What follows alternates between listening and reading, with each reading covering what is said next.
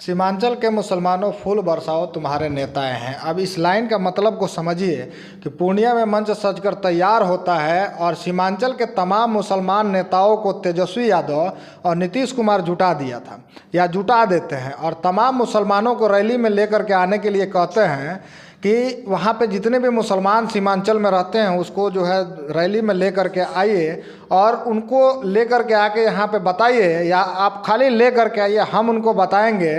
कि उनके कोई नेता हैं वो आज पूर्णिया में आए हुए हैं। मुसलमानों का अगर सबसे बड़ा कोई नेता है वो सबसे ज़्यादा तेजस्वी यादव हैं, और सिर्फ इसलिए कि मुसलमानों को लगे कि हाँ मुसलमानों का अगर कोई नेता है बिहार में रहता है वो तेजस्वी यादव है। और मुसलमान इतने महत्वपूर्ण आज कैसे हो गए, अगर हम उनसे पूछना चाहेंगे या आपको हम बता दें तो सीमांचल के क्षेत्र में मुसलमानों का जो है या मुसलमानों पर कहें तो अवैसी जी का प्रभाव जो है लगातार बढ़ता जा रहा है। और चुनाव भी जो है पहले जीत जाते हैं, उसके बाद राष्ट्रीय जनता दल की धीरे धीरे टेंशन जो है बढ़ने लगती है और बढ़ करके ये टेंशन आज यहाँ तक आ गई है। और दूसरी बात करें तो अमित शाह वहाँ पे जो है उसी सीमांचल के एरिया में जाते हैं और वहाँ रैली करते हैं। और अमित शाह रैली करने का उनका मेन मोटिव होता है या मेन मकसद होता है वहाँ पे हिंदुओं को एकजुट करना, और जो हिंदू है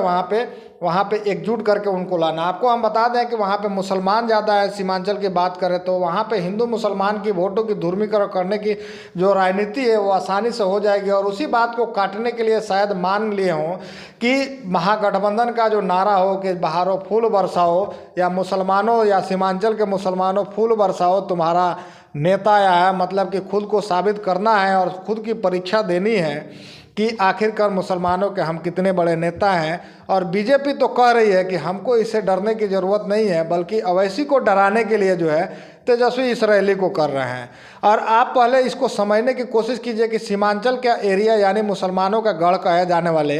कुछ ऐसे ज़िला तो वहाँ पे और भी आपको मिल जाएंगे जिस ज़िले में जो है वहाँ पे खाली मुसलमान ही हैं, वहाँ पे हिंदू की तादाद बहुत कम है। अगर मुसलमान अगर किसी को एक तरफा वोट देता है या उस पार्टी के उम्मीदवार जो खड़ा करवाता है कि इस उम्मीदवार को आप खड़ा कीजिए हम उसको अपने दम पर जिता देंगे, तो वो जिता भी सकता है और दूसरी पार्टी वो सोचेगी भी नहीं कि हम वहाँ पे जाएंगे और अपना कैंडिडेट खड़ा कराएंगे दूसरा कैंडिडेट, क्योंकि उसकी जमानत जब्त हो जाएगी। और ऐसी स्थिति में अमित शाह वहाँ रैली करते हैं और उनका सीधा सीधा मतलब होता है कि हिंदुओं को ध्रुवीकरण करके उनकी राजनीति करना और हिंदू वोटर को अपने तरफ में खींचना। और इसके अलावा बीजेपी कहती है कि हमको जो है इस रैली वैली से डरने की ज़रूरत नहीं है, क्योंकि ये महागठबंधन की जो रैली है जो सीमांचल में हो रही है उससे तो अवैसी को डराने के लिए हो रही है, उससे अवैसी को फ़र्क पड़ने वाला है, हमको कोई फ़र्क पड़ने वाला नहीं है। सीमांचल के हिसाब से अवैसी साहब का जो अगर बात करते हैं तो सबसे बड़े चेहरा बन जाते हैं। और आपको समझने की ज़रूरत है कि अवैसी बिहार के अन्य जगहों पर भी चुनाव लड़ते हैं, जैसे कि अवैसी की पार्टी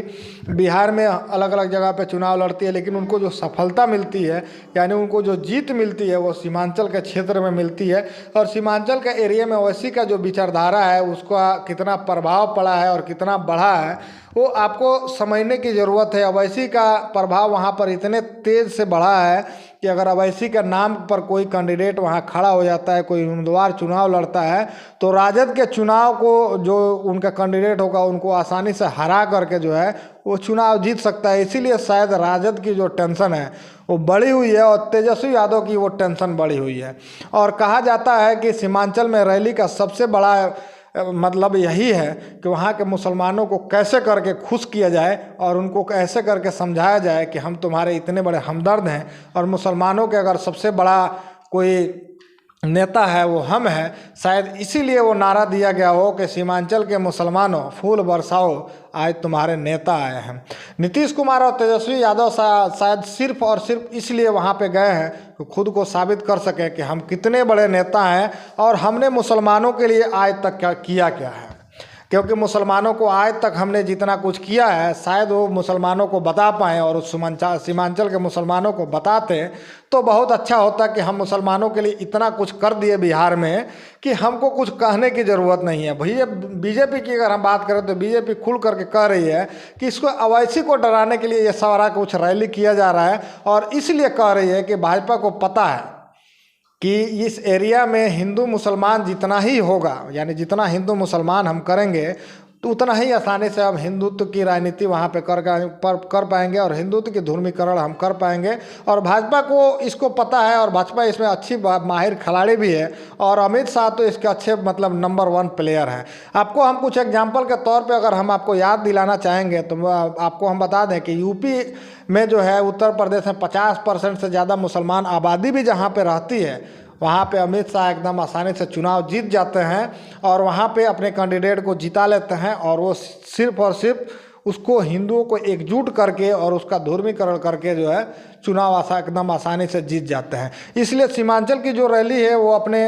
आप को महत्वपूर्ण बता रहे हैं और विशेष तौर पर मुसलमानों को लेकर के जो है या मुसलमानों को दिखाना है कि नीतीश कुमार और तेजस्वी यादव ही वो आदमी है, वो शख्स है या वो नेता हैं जो उनके बारे में सोचते हैं और उनके बारे में समझते हैं या उनके बारे में कुछ कहते हैं वो, या उनकी कोई मदद अगर कर सकता है वो तेजस्वी यादव ही है। अवैसी जी तो उनके सामने कुछ नहीं है। लेकिन आने वाले समय में हम आपको बता दें कि आने वाले समय में क्या अवैसी जी का उतना वर्चस्व वहाँ पे रहेगा और क्या उतने मजबूती से चुनाव लड़ पाएंगे। जैसे बताया जाता है कि सीमांचल के मुद्दे को लेकर के हमेशा जो है अवैसी जी